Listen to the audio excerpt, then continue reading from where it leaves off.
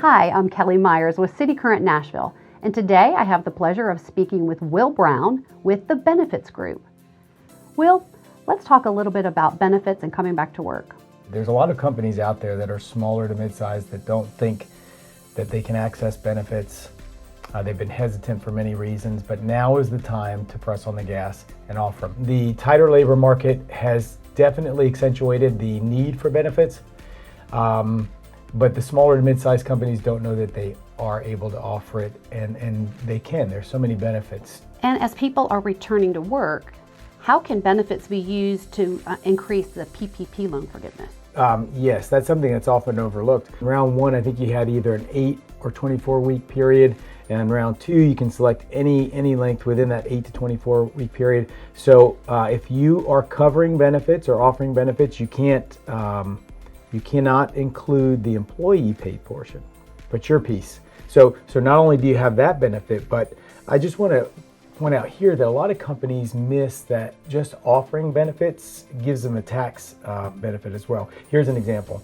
If I'm a 10-person company and the average person is spending $400 a month on benefits, they have some dependents, maybe they get dental or vision, that is $4,000 a month, $48,000 a year that's not hitting payroll. So all that matching FICA, FUTA, SUTA, and even your work comp, which is based on payroll, we've now reduced it, the payroll by 48 grand. So effectively your work comp goes down.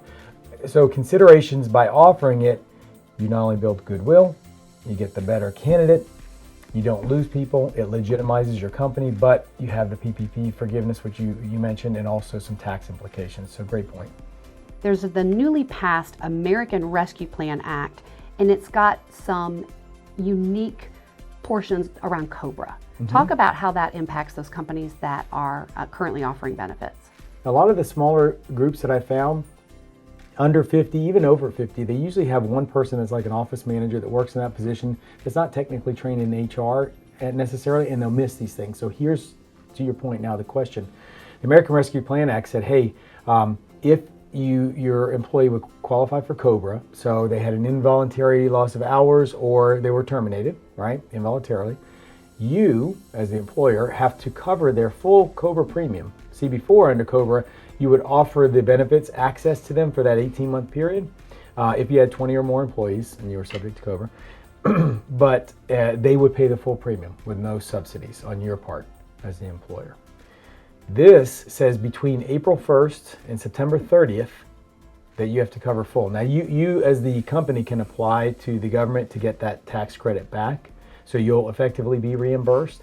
But not only do you have to offer that to them, you also have to give them notice 45 days before it expires that it's about to expire. So there's some subtle nuances that you could miss, and employees are informed. And if you are not informed and they're going to come to you and you misstep, and also I would say just be aware though that if they have access to another employer sponsor plan, Medicare, or their spouse's plan, they do not qualify for that. So that's good for the employer to know. So let me ask you a few questions about your partnership in cityCURRENT. So tell me why you chose to become a partner in cityCURRENT. I had done so many networking events, and I will tell you, I had tried some that I went to, and it was just, I asked myself, why am I here? And so as we grew and we knew that we were good at what we did and we wanted to move to the next echelon for our clients, we thought, what's an organization that is at the top echelon of their game? Networking. And so when I looked at cityCURRENT, I looked at the folks that were coming. And when I say barriers to entry, meaning that there's an investment, there's a time investment, there's a relational investment. These are the things that let me know that they were good at what they did. We were fostering real relationships. And so honestly, when I considered what was out there and juxtaposed it against cityCURRENT, cityCURRENT was the top for networking, time versus benefit. And that's why I joined. What to you is the biggest benefit of cityCURRENT? The whole point of networking is to get your name out there and develop relationships in the hopes that you can solve a problem for somebody, right? But the biggest benefit thus far, honestly, has been the relationships. We have, I just feel like there's more people in my city that I know, that I can call on if I have a flat tire. No, I'm just kidding. But that I can call on when I need something, or that I could just feel like, hey, you know what? We're doing this thing together, and if I know somebody that needs X, I know who I can call. So the biggest benefit is just a sense of connectivity in a place like Nashville, which is paramount, I think, for not only an individual, but a business. So tell me about the ROI on your investment in cityCURRENT.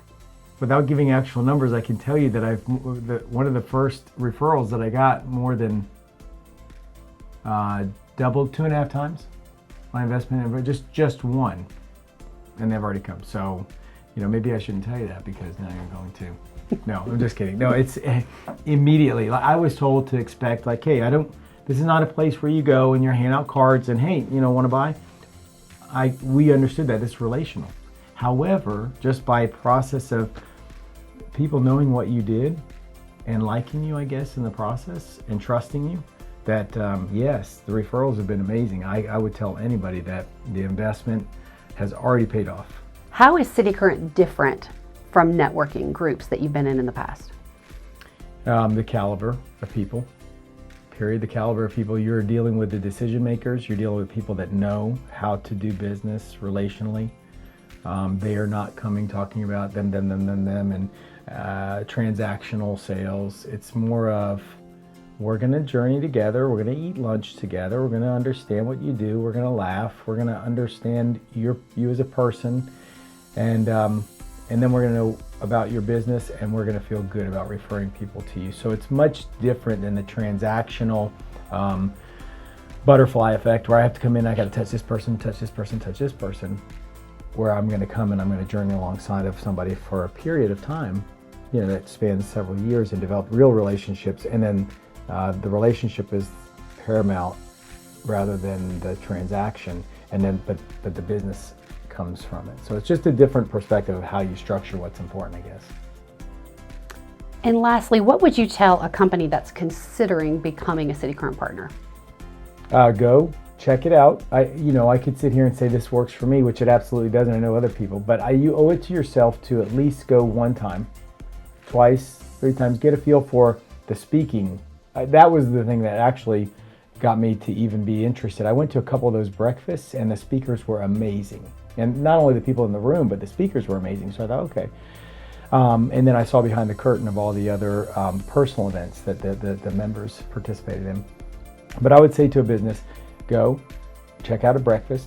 I would suggest probably first, and then understand, and then look at what am I hoping to get out of this. If it's a one-off transaction, maybe it's not right for you. But if you say, I want to be connected in Nashville and the Nashville business scene, then that's for you.